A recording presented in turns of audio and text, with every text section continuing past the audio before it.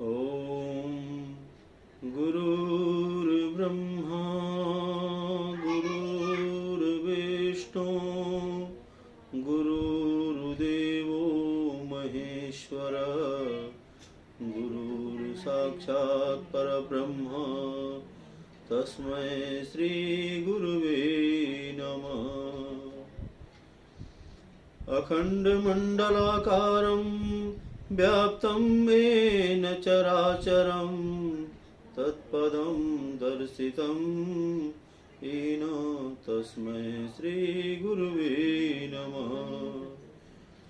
ॐ नमो गुरुभ्यो गुरुपादुकाभ्यां नमः परेभ्यः परपादुकाभ्याम् आचार्य सिद्धेश्वर पादुकाभ्यां नमो नमः श्री गुरुपादुकाभ्याम्।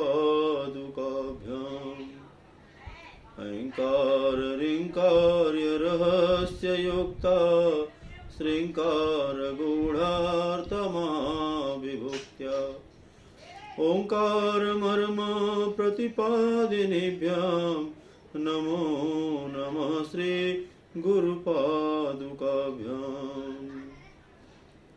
होत्राग्निहोत्राग्निहवेश्यहोत्र होमादि सर्वकृतिभाषमानं यद ब्रह्म तदबोधवितरणाभ्यां नमो नमः श्री गुरुपादुकाभ्याम्।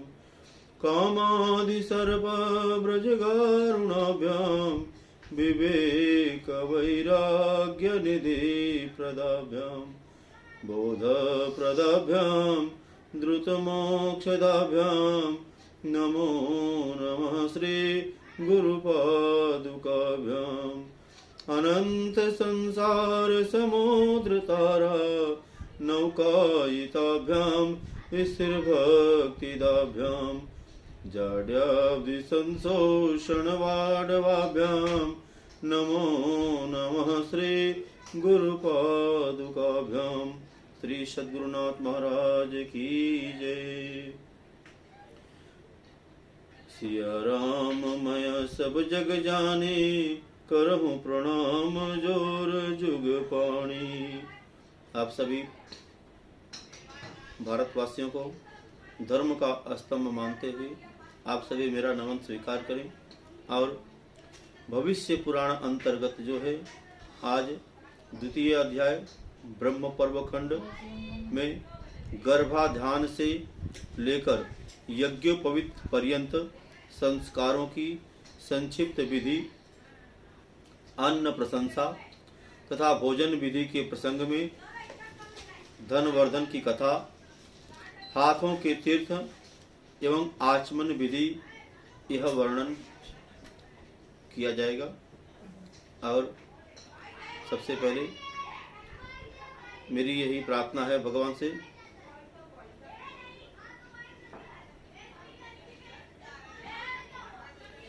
कि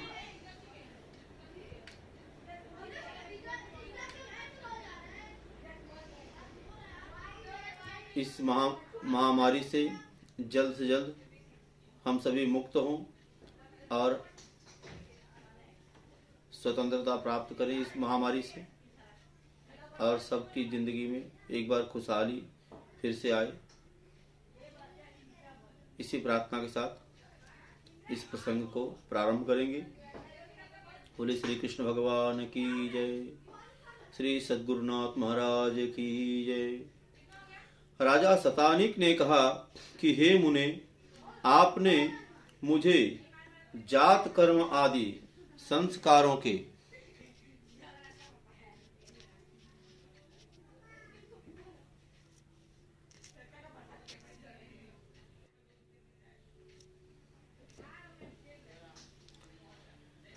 राजा शतानिक ने कहा कि हे मुने, आपने मुझे जात कर्म आदि संस्कारों के विषय में बताया।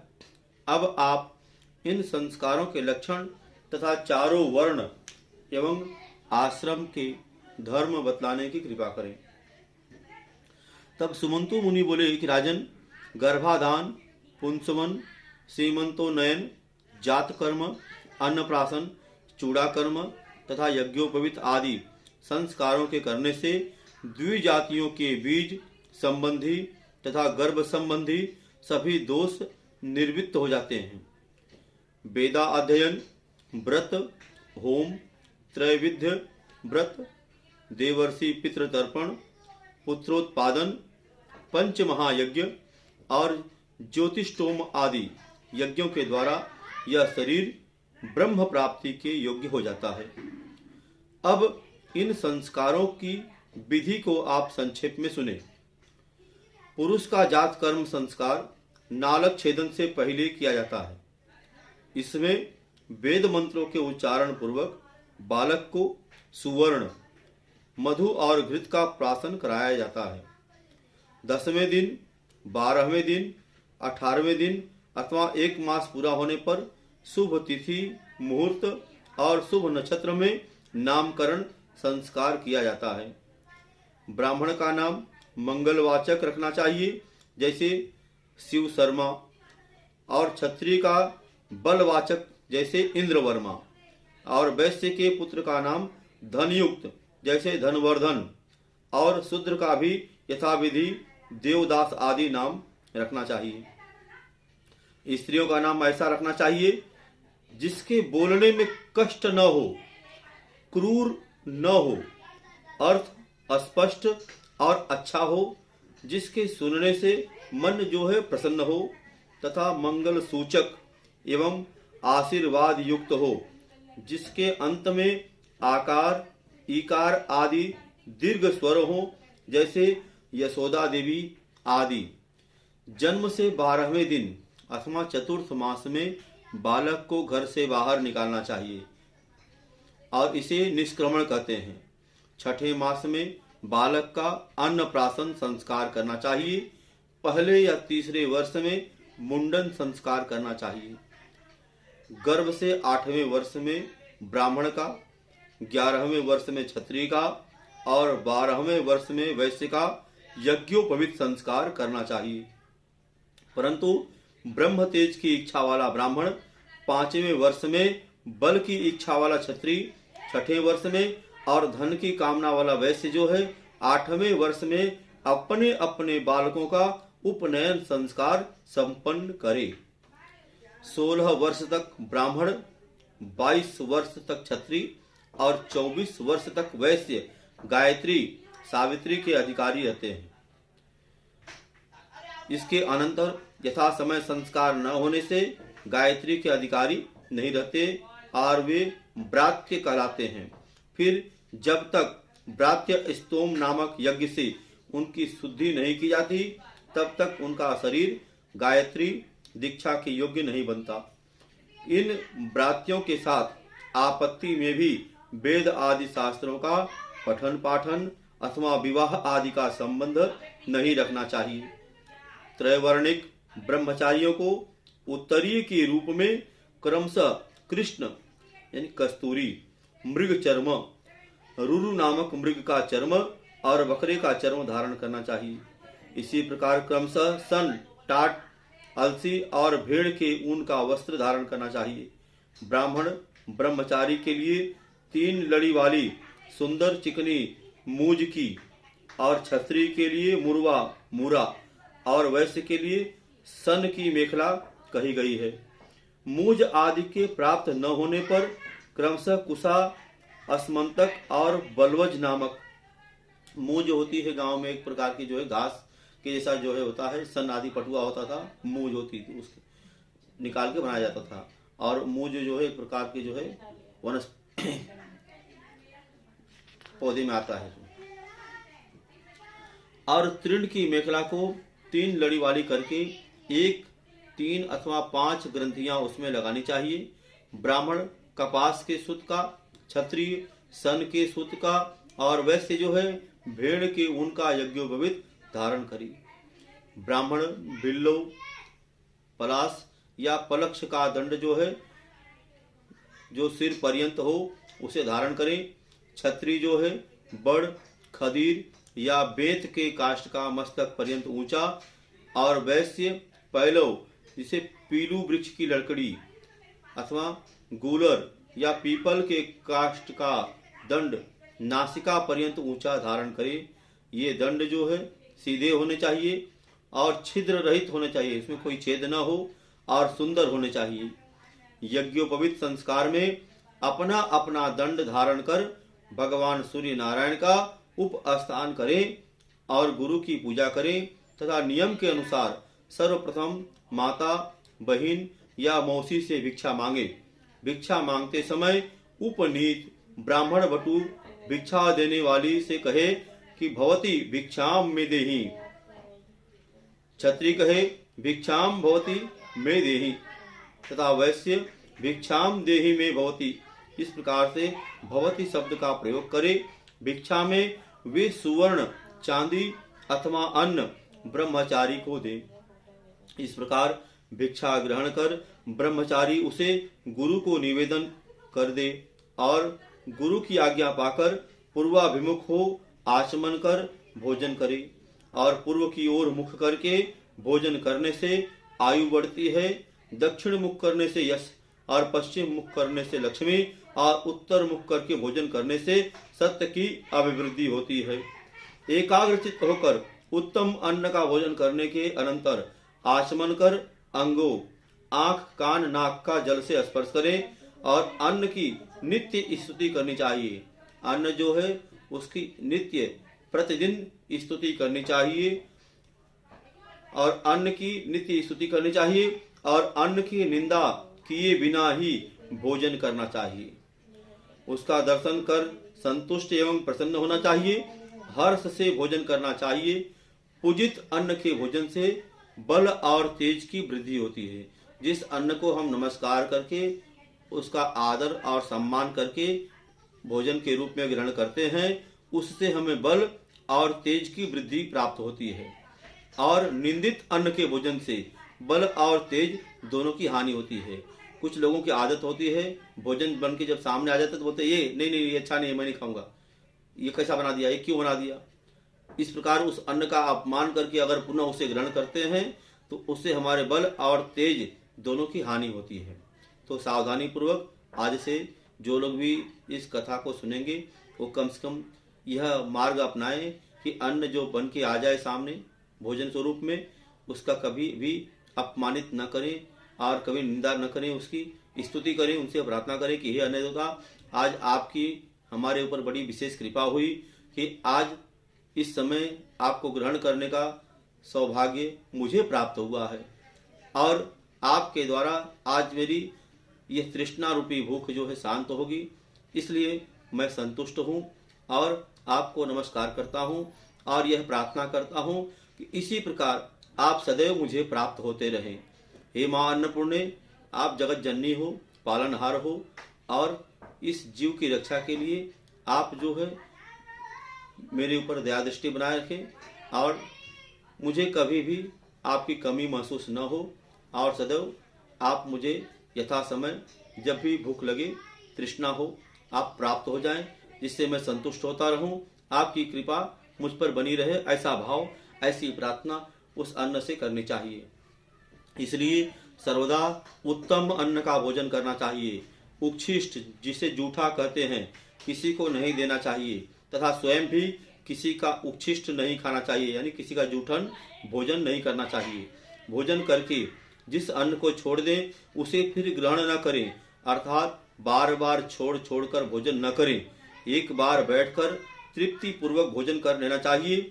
जो पुरुष बीच बीच में विच्छेद करके लोभवश भोजन करता है उसके दोनों लोक जो है नष्ट हो जाते हैं, जैसे धनवर्धन वैश्य के हुए थे। इस संक्षेप में एक कथा आई है, उस कथा को आप लोग श्रवण करिए। राजा शतानिक ने पूछा कि महाराज, आप धनवर्धन वैश्य की कथा सुनाइए, उसने कैसा भोजन किया और उसका क्या परिणाम हुआ। सुमंतु मुनि ने कहा, राजन, सतयुग की बात है, पुष्कर क्षेत्र में धन धान्य से संपन्न धनवर्धन नामक एक वैश्य रहता था। एक दिन वह ग्रीष्म ऋतु में मध्याह्न के समय वैश्योदेव कर्म संपन्न कर अपने पुत्र मित्र तथा बंधु बांधवों के साथ भोजन कर रहा था। इतने में ही अकस्मात उसे बाहर से एक करुण शब्द सुनाई पड़ा और उस शब्द को सुनते ही वह दयावश भोजन को छोड़कर बाहर की ओर दौड़ा। किंतु जब तक वह बाहर पहुंचा वह आवाज बंद हो गई। फिर लौटकर उस वैश्य ने पात्र में जो छोड़ा हुआ भोजन था उसे खा लिया। भोजन करते ही उस वैश्य की मृत्यु हो गई और इसी अपराधवश परलोक में भी उसकी दुर्गति हुई। इसलिए छोड़े हुए भोजन को फिर कभी नहीं खाना चाहिए, अधिक भोजन भी नहीं करना चाहिए। इससे शरीर में अत्यधिक रस की उत्पत्ति होती है, जिससे प्रतिश्याय, जुखाम, मंदाग्नि, ज्वर आदि अनेक रोग उत्पन्न हो जाते हैं। अजीर्ण हो जाने से स्नान, दान, तप, होम, तर्पण, पूजा आदि कोई भी पुण्य कर्म ठीक से संपन्न नहीं हो पाते। अति भोजन करने से अनेक रोग उत्पन्न होते हैं, आयु घटती है, लोक में निंदा होती है तथा अंत में सद्गति भी नहीं होती। उच्छिष्ट मुख से कहीं नहीं जाना चाहिए, यानी जूठे मुख कहीं जाना नहीं चाहिए। सदा पवित्रता से रहना चाहिए। पवित्र मनुष्य यहाँ सुख से रहता है और अंत में स्वर्ग में जाता है। राजा ने पूछा कि मुनीश्वर, ब्राह्मण किस कर्म के करने से पवित्र होता है, इसका आप वर्णन करें। तब सुमंतु मुनि बोले कि राजन, जो ब्राह्मण विधि पूर्वक आचमन करता है वह पवित्र हो जाता है और सत्कर्मों का अधिकारी हो जाता है। आचमन की विधि यह है कि नित्य जो है हाथ पांव धोकर पवित्र स्थान में आसन के ऊपर पूर्व अथवा उत्तर की ओर मुख करके बैठे। दाहिने हाथ को जानु के भीतर यानी दोनों जंघों के भीतर रखकर दोनों चरण बराबर रखें तथा शिखा में ग्रंथि लगाएं और फिर उष्णता एवं फेन से रहित शीतल एवं निर्मल जल से आचमन करें। ओम केशवाय नमः, ओम माधवाय नमः, ओम नारायणाय नमः। इस प्रकार कह के फिर हस्तों प्राक्षालन यानी हाथ को धो लेना चाहिए और उत्तर की ओर मुख करके बैठे। दाहिने हाथ को जानु के भीतर रखकर दोनों चरण बराबर रखें तथा शिखा में ग्रंथि लगाएं और फिर उष्णता एवं फेन से रहित शीतल एवं निर्मल जल से आचमन करें। खड़े खड़े बात करते, इधर उधर देखते हुए, शीघ्रता से और क्रोध युक्त होकर कभी आचमन न करें। हे राजन, ब्राह्मण के दाहिने हाथ में 5 तीर्थ कहे गए हैं। ब्राह्मण के दाहिने हाथ में 5 तीर्थ कहे गए हैं। सर्वप्रथम जो है देव तीर्थ है। यह उंगलियों के जो अग्रभाग हैं यह देव तीर्थ कहलाता है और अंगूठे और तर्जनी के बीच का भाग जो है इसे हम पितृ तीर्थ कहते हैं। और ब्रह्म तीर्थ जो है ये कलाई पे जो है यह ब्रह्म तीर्थ है। चौथा जो है प्रजापत्य तीर्थ है जो है यहाँ होता है और 5वां जो है सौम्य तीर्थ। सौम्य तीर्थ जो है यहाँ मध्य में होता है जो है। इस प्रकार यह 5 तीर्थ हैं और अब आप इनके लक्षणों को सुने। अंगूठे के मूल में ब्रह्म तीर्थ, कनिष्ठा के मूल में प्रजापति तीर्थ, अंगुलियों के अग्र भाग में देव तीर्थ, तर्जनी और अंगुष्ठ के बीच में पितृ तीर्थ और हाथ के मध्य भाग में सौम्य तीर्थ कहा जाता है, जो देव कर्म में प्रशस्त माना गया है। देवार्चा, ब्राह्मण को दक्षिणा आदि कर्म, देव तीर्थ से तर्पण, पिंडन दान आदि कर्म, पितृ तीर्थ से आचमन, ब्रह्म तीर्थ से विवाह के समय लाजा होम आदि और सोमपान, प्रजापत्य तीर्थ से और कमंडलु ग्रहण, दग्धि प्राशन आदि कर्म सौम्य तीर्थ से करें। ब्रह्म तीर्थ से उपस्पर्शन सदा श्रेष्ठ माना गया है। अंगुलियों को मिलाकर एकाग्रचित्त होकर पवित्र जल से बिना शब्द किए 3 बार आचमन करने से महान फल होता है और देवता प्रसन्न होते हैं। प्रथम आचमन से ऋग्वेद और द्वितीय से यजुर्वेद और तृतीय से सामवेद की तृप्ति होती है तथा आचमन करके जल युक्त दाहिने अंगूठे से मुख का स्पर्श करने से अथर्ववेद की तृप्ति होती है। ओष्ठ के मार्जन से इतिहास और पुराणों की तृप्ति होती है। मस्तक में अभिषेक करने से भगवान रुद्र प्रसन्न होते हैं। शिखा के स्पर्श से ऋषिगण जो है प्रसन्न होते हैं। दोनों आंखों के स्पर्श से भगवान सूर्य प्रसन्न होते हैं। नासिका के स्पर्श से वायु देवता प्रसन्न होते हैं और कानों के स्पर्श से सभी दिशाएं जो है प्रसन्न होती हैं। भुजा के स्पर्श से यम भगवान प्रसन्न होते हैं। कुबेर, वरुण, इंद्र तथा अग्निदेव तृप्त होते हैं। नाभि और प्राणों की ग्रंथियों के स्पर्श करने से सभी लोग जो है सभी देवता तृप्त हो जाते हैं। पैर धोने से विष्णु भगवान और भूमि में जल छोड़ने से वासुकी आदि नाग तथा बीच में जो जल बिंदु गिरते हैं उनसे 4 प्रकार के भूतग्राम की तृप्ति होती है। अंगुष्ठ और तर्जनी से, अंगूठे और तर्जनी से नेत्र को जो है, अंगुष्ठ तथा अनामिका से जो है नासिका को जो है, इस प्रकार अंगूठा एवं मध्यमा से मुख, अंगुष्ठ और कनिष्ठिका से कान और सब उंगलियों से भुजाओं का और अंगुष्ठ से नाभि मंडल तथा सभी अंगुलियों से सिर का जो है स्पर्श करना चाहिए। अंगुष्ठ अग्नि रूप है, तर्जनी अंगूठा जो है हमारा यह अग्नि रूप है, तर्जनी वायु रूप है, मध्यमा प्रजापति रूप है, अनामिका जो है यह सूर्य का रूप है और कनिष्ठ का इंद्र रूप है। कभी कभी हमारे हाथ में सूर्य रेखा जो होती है यह देखिए अनामिका उंगली के नीचे होती है, इसलिए यह जो है सूर्य का प्रतीक माना गया है अनामिका उंगली जो है। और